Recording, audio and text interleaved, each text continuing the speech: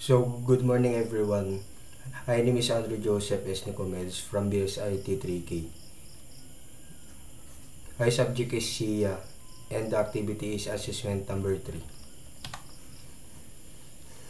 Template inheritance is a feature that allows you to define a base layout and then extend that layout in your views. This promotes code reuse, organization, and clean separation of layout and content.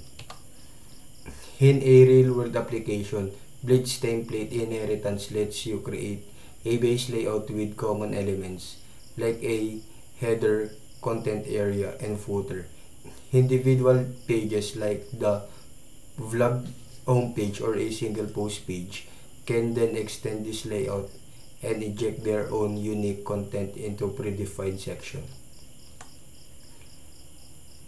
So, yield defines a placeholder in a layout where child views can inject content, and the section defines the content that will be inserted into the matching yield in the layout.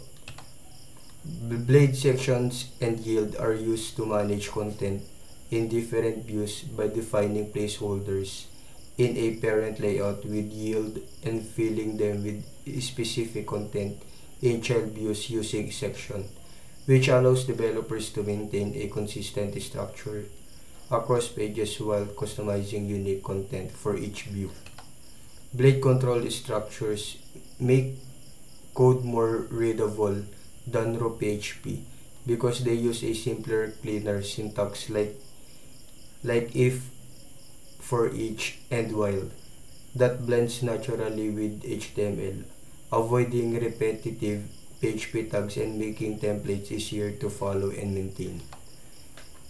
The syntax in Blade is used to echo variables or data into the view. It is important for security because Blade automatically escapes HTML special characters which prevent cross-site scripting attacks by ensuring that malicious code is not executed in the browser.